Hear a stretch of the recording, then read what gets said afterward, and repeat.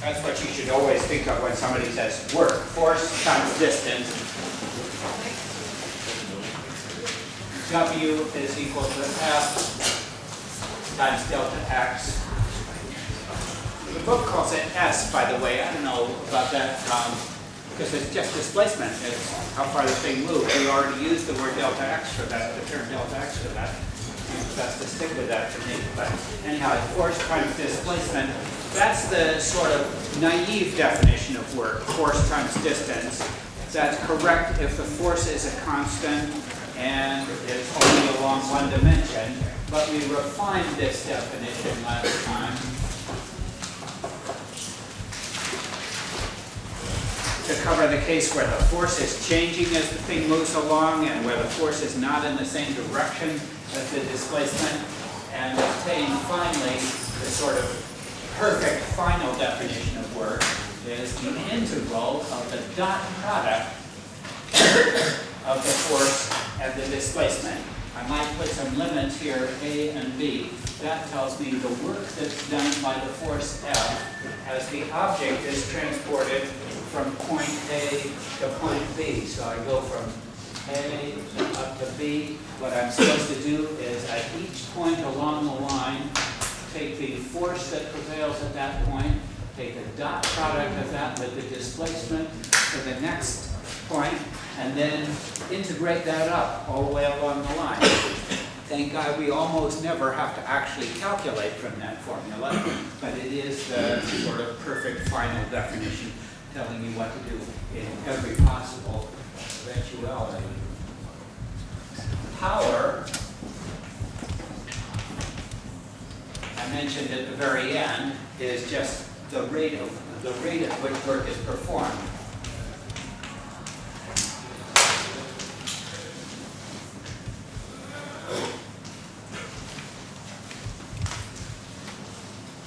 That is to say, P is equal to the amount of work you did divided by the time it took you to do it. And is fairly consistent with the everyday notion of power. Something that's powerful is something that's able to do lots of work in a hurry. By the way, this will be useful on one of the OWL problems. There's another way to write the power formula. The definition of power is rate of performance of work. But since the work done is the force times the displacement, I could write this just as well as F delta x divided by delta t in the one-dimensional case, the naive case here. And delta x by delta over delta t is nothing but the velocity. So power can also be written as force times velocity. Or in the full generality, it would be F dot dr over dt, which is force dotted into velocity. So if it's in 3 dimensions, or more than 1 dimension, power is defined as the rate of performance of work, but it actually is the dot product of the force dotted into the velocity. So if you happen to know force and velocity, this is a very quick way to get the power done. And it's kind of surprising to me offhand that the rate of performance of work is also equal to force times velocity, but it's a fact, and it follows very simply from the definition of power and the definition of work. So maybe I should put this down here. P also equals F dot V with a box around it. This is the definition, and this is an immediate consequence.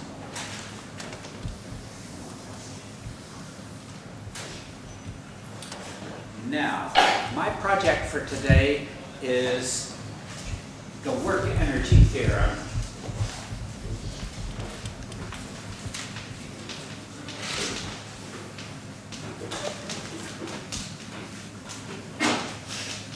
A very powerful result, as I hope to prove to you by the very end. It's a little bit subtle and tricky to prove. So the book actually gives you 3 separate proofs of the work energy theorem in different parts of the chapter. They're all trying to prove the same thing, but under slightly more general conditions. I'll give you 2 proofs. Actually, I'm going to do 1 proof, but at one point I'll do a little digression to treat a simplified case before we do the general case. The work energy theorem, it pertains to the following question. Suppose that I have a typical situation where there's not just one force acting on an object, but a whole bunch of forces acting on it. You're pushing a crate up a surface. There's gravity, there's normal force, there's friction, there's somebody pulling with a rope, there's you pushing with a mop on the back, all kinds of different forces acting on this thing. And each one is doing its own work.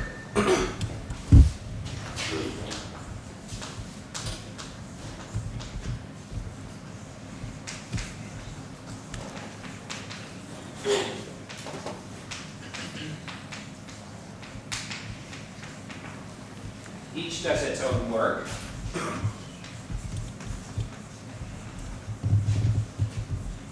And I might ask the question, okay, let's add up the work done by each of those forces separately. What's the total work done?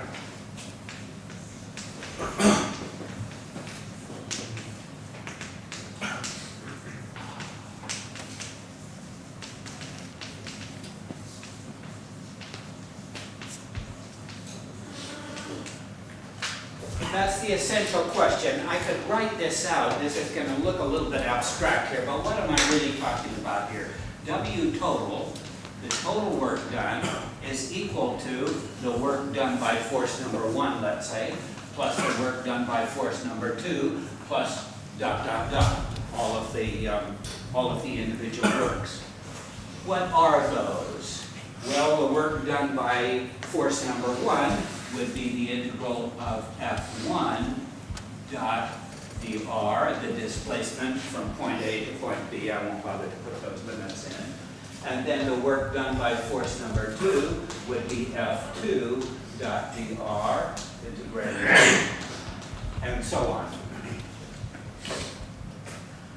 But the sum of the integrals is the integral of the sum, so I could just as well write this as F1 plus F2 plus ... dr. And what is F1 plus F2 plus F3? Well, that's just the total force that's acting on this thing, right? So this is equal to the integral of F total dot dr. What on earth does that string of symbols mean?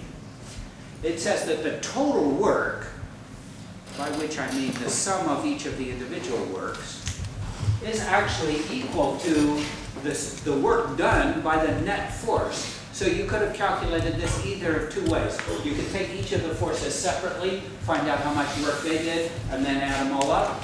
Or you could add the forces and vectors, add up the forces, find out what the net force acting on this thing is, and just calculate the work done by that net force. You're going to come out with the same answer. I think it seems reasonable, and that's just a kind of a formal proof of that fact. So the net work, the total work done, is nothing but the work done by the net force. On the other hand, Newton's second law tells us that the total force acting on this thing determines its acceleration.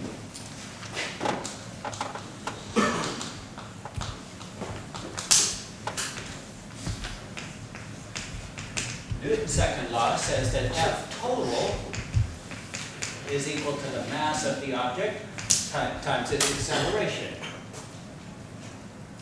It's a humid day, and I've discovered that you can measure humidity by how many pieces of chalk I break. The chalk has become really crumbly on it. Anyhow, mass times acceleration, which is to say mass times the rate of change of velocity.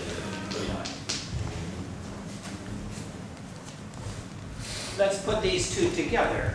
This tells me then that W total, the total work done, is the integral of the total force acting, but that is mass times dv by dt, mass times acceleration. And now I'm supposed to take the dot product of that with the displacement.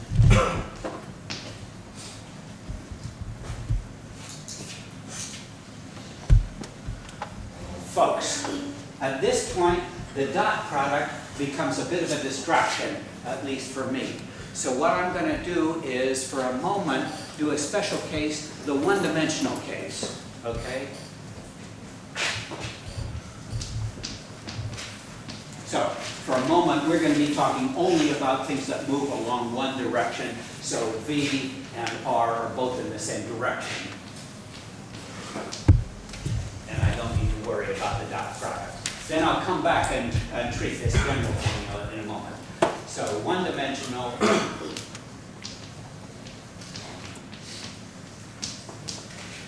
This is just for simplicity. As I say, the argument I'm giving you for the work energy theorem is subtle and complicated, and it doesn't pay to get distracted by an irritating little thing like the dot product here, which has nothing to do really with the essential argument.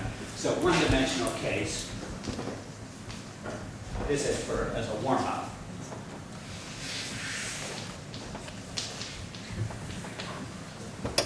In the one-dimensional case, I would have W total is just equal to the integral of m. Well, m, I might as well pull that outside of the integral because it's a constant, the mass of the object in question. This is dv by dt, no vector sign on there now, times dr, or what I would call in one dimension, dx. But dx by dt, what does this say? Little increment of velocity divided by little increment of time times little increment of position. But little increment of position, if I think of the little increment of time as going under the dx instead of under the dv, this becomes dv times dx by dt, and dx by dt is velocity. So this is m times, let me write it in a little bit more natural way, v, that's the dx by dt, times dv. Now I'm in a position to do this integral. It's kind of funny looking, it's an integral over v, but I know what the integral of x dx is, so I know what the integral of v dv is also, right? What is it in point of fact? The integral of v dv. Never mind that the v is velocity now, this is just an integral, v dv. Have I lost you? It's a half v squared, isn't that right? The integral, so it would be 1/2 v squared, because if I differentiate 1/2 v squared, I get 1/2 times 2v, which is, the 2's cancel and I get v. So it's 1/2 v squared. And let's see, I have been suppressing the limits here, but I was integrating always from point A to point B, or let's say from the initial situation to the final situation. I'll write it like that.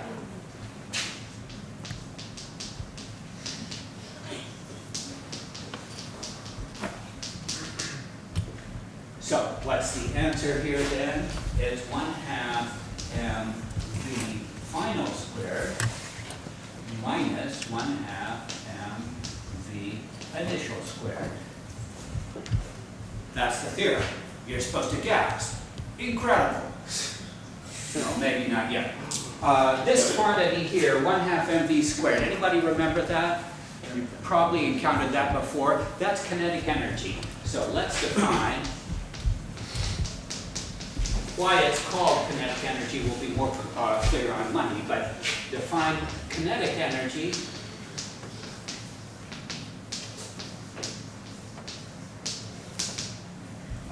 K is 1/2 mv squared, a half of mass of the object times its velocity squared. That's a quantity we're going to be using a lot later on. This is our first encounter with it. So definition of kinetic energy is just a shorthand right at the moment for 1/2 mv squared. So what does this conclusion here say? It says that W total is the final kinetic energy minus the initial kinetic energy, which is a delta K. It's the change in kinetic energy. That's the work energy theorem.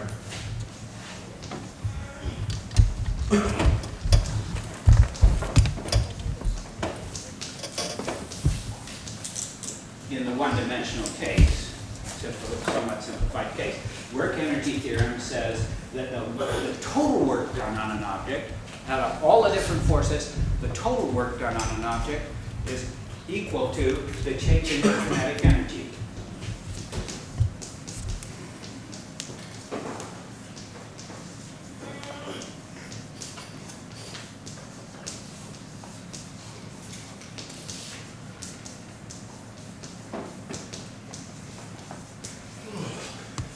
Perhaps before I go to the three-dimensional case, I should run a quickie example here, just to show you what this really means in practice and why it might be useful to you. We'll look at an extra special case, the case of motion at constant acceleration. In other words, motion with a constant force.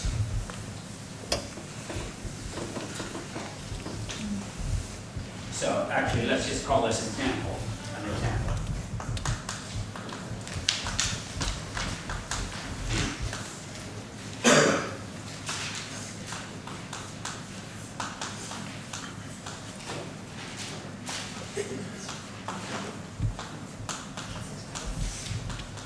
So this could be, it could be just one force that happens to be a constant, or it could be 16 forces that add up to a constant. I don't care about motion under a constant force, that is to say, constant acceleration.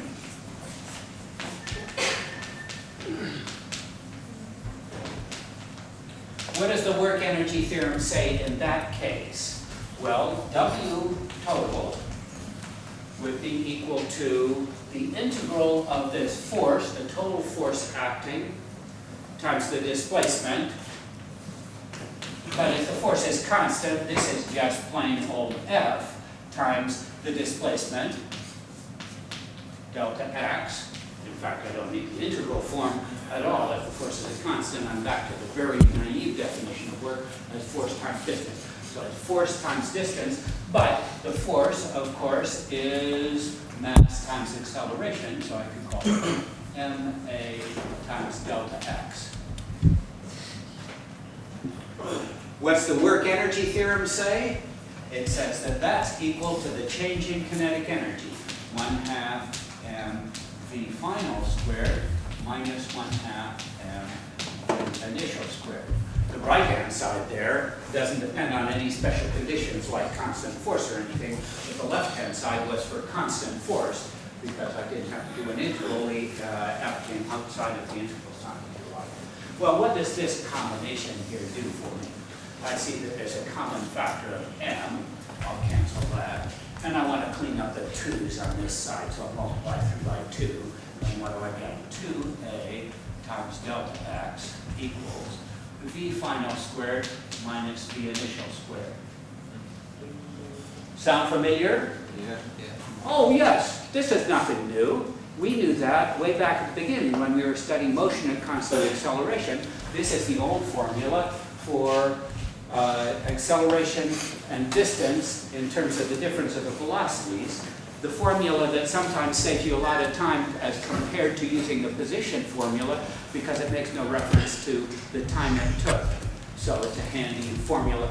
Personally, I disparaged that formula when we were talking about it before. I derived it and I said, don't memorize this unless you've got a lot of empty space in your mind. The reason for that is that I can get it so quickly from the work energy theorem that I don't need to remember it as a formula for having to do with motion at constant acceleration. That's my own personal prejudice. It's that this is the way to get it very quickly. But nothing new here, but it's kind of satisfying to see that we can obtain the same result for constant acceleration.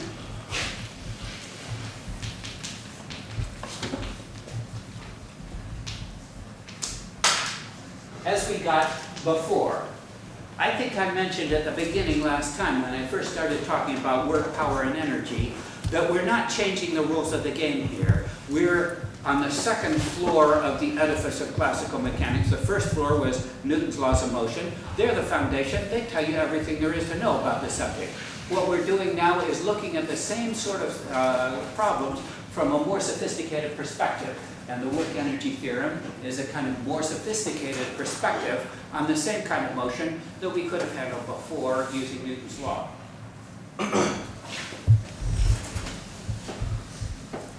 So,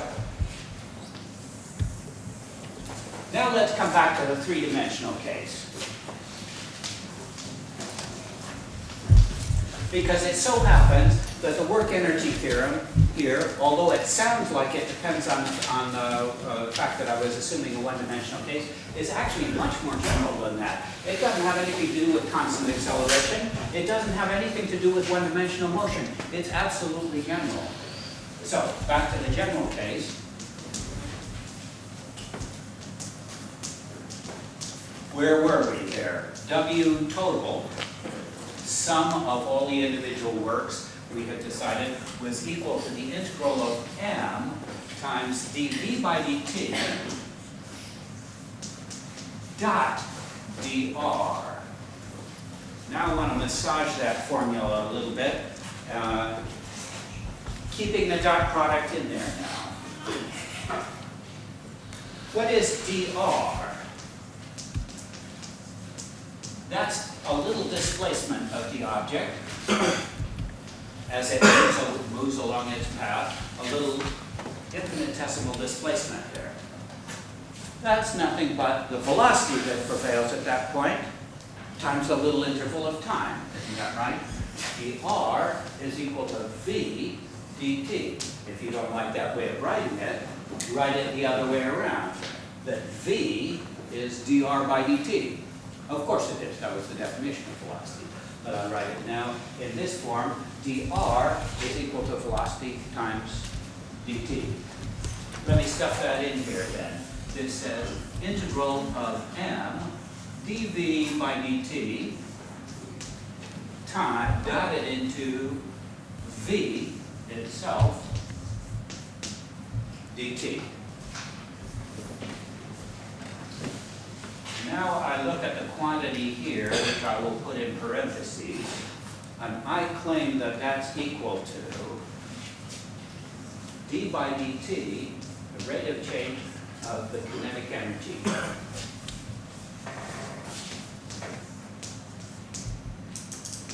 d by dt of the kinetic energy would be the rate of change of 1/2 mv squared. Ooh. How am I going to write that v squared there in vector notation? That's actually v dotted into itself, if you like. d by dt of 1/2 mv dot v. Do you agree with that? Let's see, what would v dot v be? In general, the dot product of two vectors is the length of the first one times the length of the second one times the cosine of the angle between. But the angle between a vector and itself is 0, and the cosine of 0 is 1. So this is 1, and here I have v squared. So there's a complicated way of writing v squared. The square of the velocity is actually the dot product of the velocity with itself. Now I'm in a position to do this derivative. I've got 1/2 m, which of course comes out in front, and now I'm supposed to differentiate the product, actually the dot product in this case, v dot v. What would I get? First times the derivative of the second, plus second times the derivative of the first. So it's v dot dv by dt plus dv by dt dot v. But those two terms are exactly the same, right? v dot dv by dt and dv by dt dot v. So it's nothing but twice each one of them The 2 cancels the 2 out in front, and I get m times dv by dt times v, dot product with v. That's the rate of change of kinetic energy.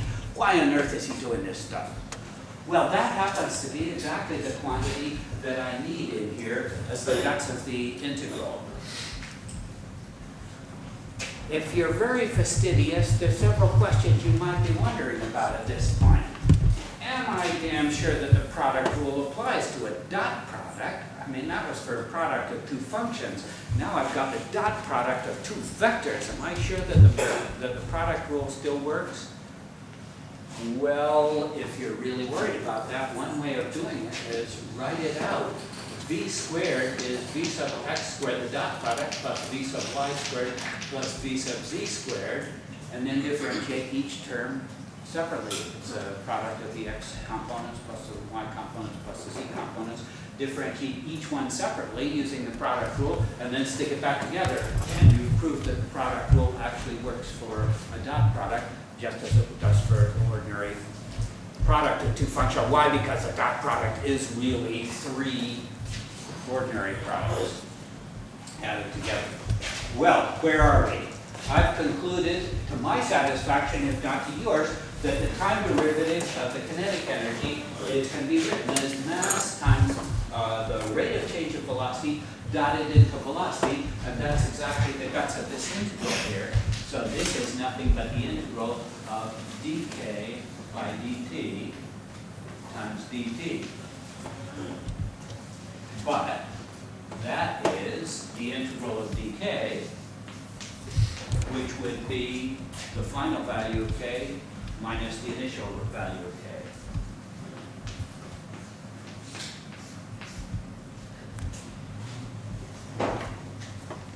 How many of you followed that argument? Well, probably all of you followed it to some extent. Don't get too alarmed about it. As I say, it's proved in the book also. In fact, proved 3 times in the book, so you can study their proof. This is one of those arguments that nobody carries around in their head. It's a complicated argument that when you're studying the subject, you should wade through the proof and make sure you're satisfied that each step is true. And once that's happened, you're done with it. You file it away somewhere. It's not like an illuminating argument that we're going to be using this kind of argument all the time. It's just proving a theorem. Now we've got the theorem is proved. The important point is, how do we use that? What I was trying to do here, I guess, is give you a guide to the proof of the work energy theorem. Study the details to the extent that you're interested from the book. But what is the big conclusion here? Whether you've got a constant force or not, whether you've got 1-dimensional motion or a 3-dimensional motion, I don't care. It is always the case that W total, the total work done, which means the sum of the work done by all of the forces, is equal to the change in the kinetic energy. That's the work energy theorem. The conclusion, unlike the proof, the conclusion is very simple to state and very powerful to use. So what I'm going to do now is run a couple of examples, 3 examples of the work energy theorem in action.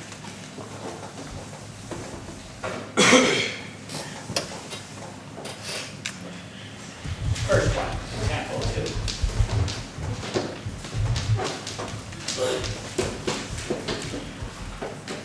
Suppose I drop a rock from a height h and I want to know how fast it's going when it hits the ground.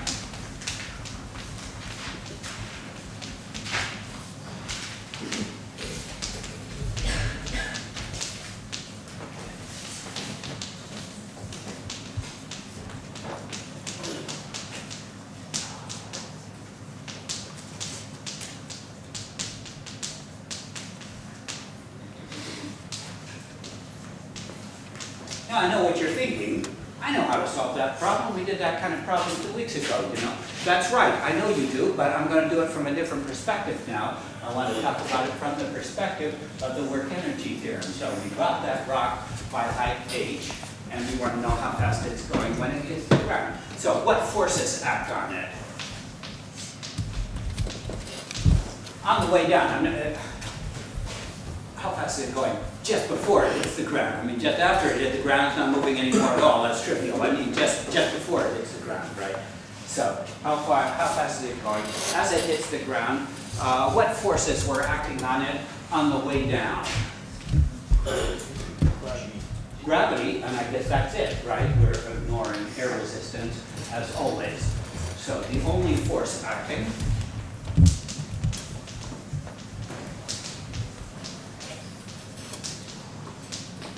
mg. It's a constant force, so calculating the work is very easy. Just force times distance. W total is equal to mg, the force that was acting, times h, the distance that it went. Plus or minus? Minus because it's falling down. Hmm? Minus because it's falling down. Right, and the force is also down, right? So the force and the displacement are both in the same direction. This is positive work. So gravity did work on this thing, and according to the work energy theorem, that's got to show up in the form of kinetic energy. What was the kinetic energy at the beginning? Zero. Zip. It wasn't moving at the beginning, so kinetic energy was zero. So the change in kinetic energy is nothing but the kinetic energy at the end of the line, 1/2 mv squared. In general, it would be that minus the kinetic energy at the beginning. Okay, the m's cancel. What was I looking for? V. So multiply through by 2 and take the square root. It says that V is equal to the square root of GH. There we are. Of course, you could have done it by saying, how far did it go? Let's see. The position formula, the distance it traveled is 1/2 the acceleration times the time squared. Solve that for t, the time it took to fall, 2h over g, t equals square root of 2h over g. Did I do that right? 2h over g, yes. And then plug that into the velocity formula. V is equal to g times t, since it was going at constant acceleration. That's g times t, which is the square root of 2h over g. The g's cancel, or at least one of them does, and I get square root of 2h g, exactly the same formula.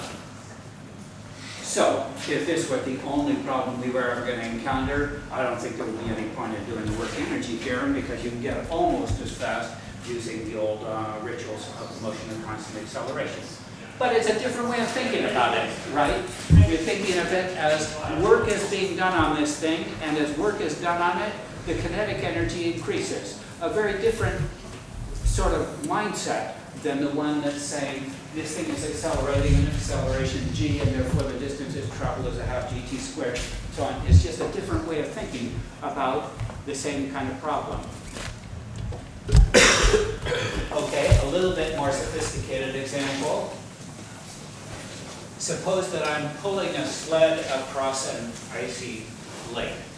Why do they always talk about sleds and icy lakes? Because you're supposed to think frictionless. And they get tired of saying frictionless all the time, because that's how I was given with how to do the problem. So they say a sled on an icy lake, but it's easier to tell them frictionless.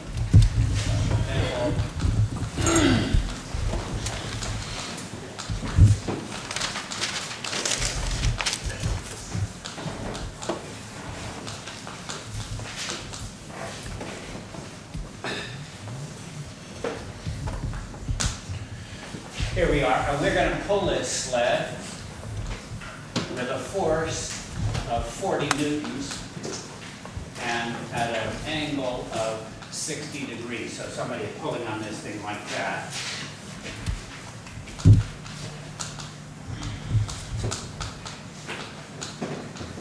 Tension of 40 newtons.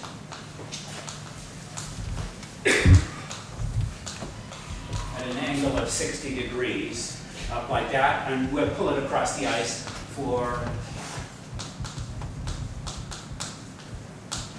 starting at rest, make life easy for ourselves, starting at rest for 2 meters, and we get cyclic process. So basically, I've got this frictionless sled on the ice. I'm pulling on the rope. I pull it for 2 meters like that. It started from rest. It's going to be moving by the end. Question, what's the speed at the end?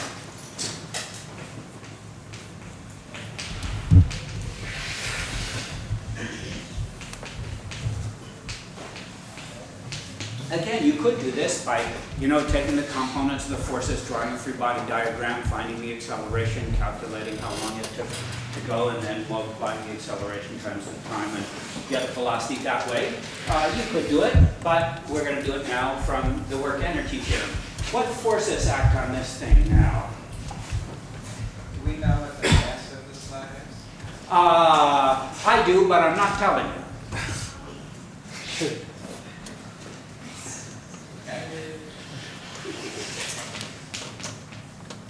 I'll tell you. Good point. In this problem, by the way, I never needed to know what the mass is. But Herb is right. In this problem, I've got to hell know what the mass is, or I'm not going to be able to solve the problem. So we'll make this 20 kilograms. Is that okay? Okay. Good size sled. So, where are we? What force is that? What forces act on it? Yes. Forces acting? Gravity. Gravity. Normal force. Normal force. Friction. No friction. This is ice. Sorry. Tension force. That's it. You tell me, how much work does gravity do in this process? I'm moving this along here 2 meters. How much work does gravity do? 0. 0. How come? It's not moving towards the... Because it acts straight down, the motion is straight horizontal, they're right angles to each other, so there is no work done, no force along the direction of motion. What's the work done by the normal force? 0, for the same reason. How nice. I made life easy for myself with this example. So,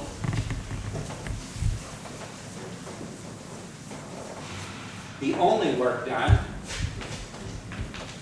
well, I'll write it in like 0 for gravity plus 0 for the normal force, plus, let's see, what do I need for the tension? This is going to be T, the tension in the rope, and I only want the component along the direction of motion, so I need cosine of 60 degrees times the distance it goes, delta x, which was the 2 meters. So the only work is actually being done by the person who's pulling on this thing. Do you happen to know what the cosine of 60 degrees is? By the way, somebody was saying to me yesterday, do I need to know what the sine and cosine of 60 degrees and 30 degrees and 45 degrees and 53 degrees and 67 degrees for the exam? Because I had specified no calculators on the first exam. No, you do not. If you need to know any of those sines and cosines, I'll tell you what they are on the exam. In general, I think that a student of physics ought to know the sine and cosine of 30 degrees, the sine and cosine of 60 degrees, and the sine and cosine of 45 degrees. Beyond that, I don't remember any of them myself. So, but on this first exam, you don't need to know that. Where are we? Cosine of 60 degrees, that's 1/2. So this is T, 40 newtons, times 1/2, times delta x, which was 2, that's 40 units, joules. 40 joules is units of work. So that's how much work was done according to the work energy theorem. That's equal to the change in kinetic energy. Kinetic energy originally was 0 because it started from rest. So this is equal to 1/2 mv squared, which is 1/2 times the mass that Herb kindly supplied, 20 kilograms times v squared. 2 goes into there, leaving 10. 10 would kill the 0 and the 40. V squared is 4. V is 2. I do that too fast for you. V equals 2 meters per second. So again, you didn't need the work energy theorem to do this problem, but it's a nice way to think about it. How much work was done? Set that equal to the changing kinetic energy, and that'll give you the final velocity. But you're starting to think, is this really worth it? Because I have so far not managed to solve a single problem that I couldn't have solved pretty much as quickly using the old-fashioned methods. Okay, here's one that would take you an afternoon, actually, to do using the old-fashioned methods, but which the work energy theorem is very efficient in.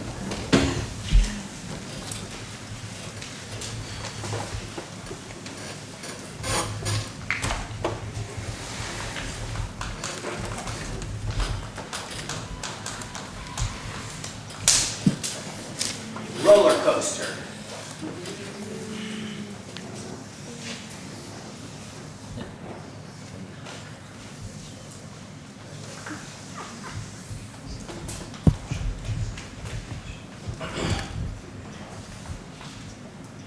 Frictionless roller coaster.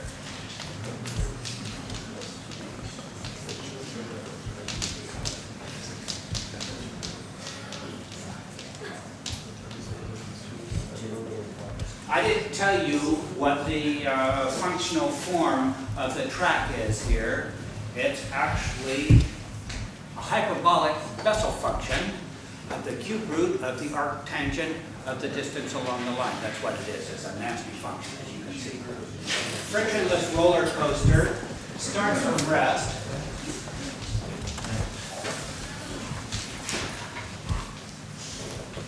At A. Question.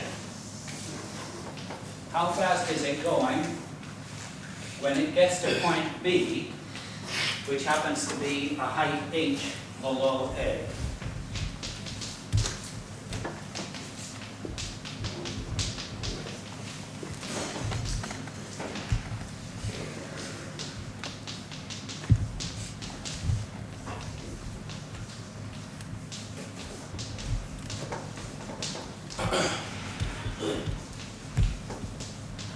Your first reaction when you see a problem like this ought to be, well, gee, there's no way under the sun I could possibly solve that. I got to know all the details of this track because this is in motion at constant acceleration. Thing is speeding up and slowing down, speeds up a lot down here, then slows down some, speeds up, slows down, speeds up.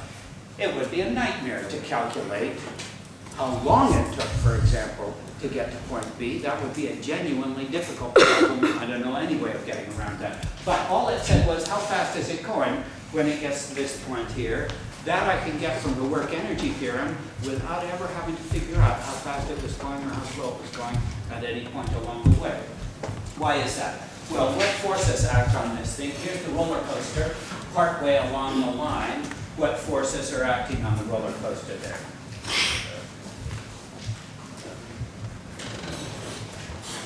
Gravity, indeed. What else? Normal force, of course, of the track, and friction? No, it's frictionless. That's it. How much work did the normal force do?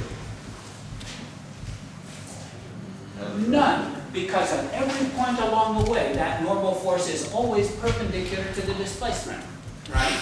So the normal force never does any work at all.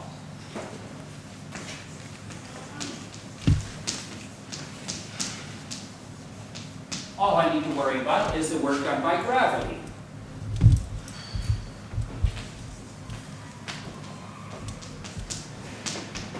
Well, what's the force of gravity? mg acting down. Oh, brother, I'm going to have to take the dot product of that with the displacement, which is going to be changing in direction all the way along the line.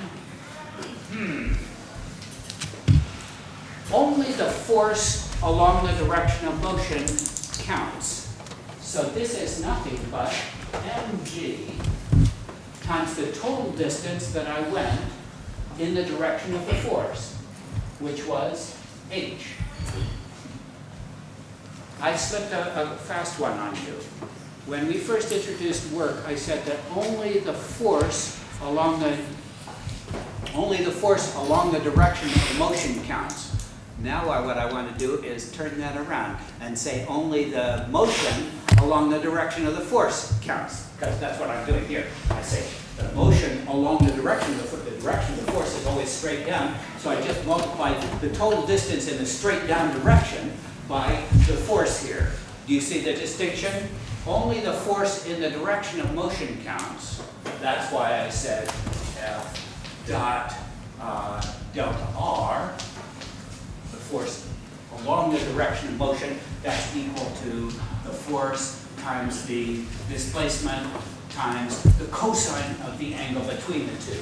And the cosine of the angle between the two was supposed to pick out the component of F along the displacement. So this was F cosine of theta, and that was how the dot product picked out the cosine of the component of the force along the displacement.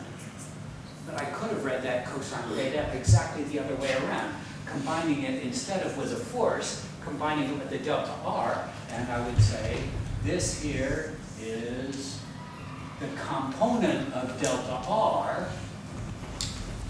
along the direction of the force. It's the same thing. I can combine the cosine theta with the F and say it's the component of the force along the direction of motion that counts. Or I can combine the cos theta with the delta R and say it's the component of delta R along the direction of F that counts. Either way. So in this instance, what I want to say is that it's the motion along the direction of the force. The force is mg, the motion in that direction is h. Never mind that it's going all over the place in the horizontal direction at the same time. It's only the component of the displacement in the direction of motion that matters when you're calculating the work. Another way of thinking about that physically, by the way, is think of chopping each step into a little staircase here. There's the downward part. How much work did I do then? Mg times however far it fell. Then there's the horizontal part. How much work was done by gravity in the horizontal step? None at all, because gravity points straight down and the displacement then is to the right. So the horizontal motion cost me nothing. It's only the vertical motion that any work is being done that is associated with. So all that matters here is how far did the thing drop. That's a long song and dance to justify the fact that the work done by gravity is mgh. Mg, the force, times the total distance it dropped. I don't care what it did in the horizontal direction. That, according to the work energy theorem, is 1/2 mv squared. The m's cancel, I multiply by the 2, and I get v is equal to the square root of 2gh. That's how fast this thing is going when it gets to the bottom. I never had to figure out what the acceleration was all the way along the line. Fantastically powerful. By the way, that's exactly the same velocity you would have got if you dropped the thing straight down, right? Free fall would have been square root of 2gh. That was the problem I did before. So the velocity is, the speed is actually exactly the same for a frictionless roller coaster as if the thing had dropped straight down. Of course, the direction is different. It would have been going straight down there. Here, it's actually going straight to the right, but the speed is exactly the same. How do I know that? Work energy theorem. Next Monday, I'll talk about conservation of energy, which in a way makes all of this much easier to think about. In here, 50 minutes. You may bring 1 page of notes of your own choosing. Double-sided?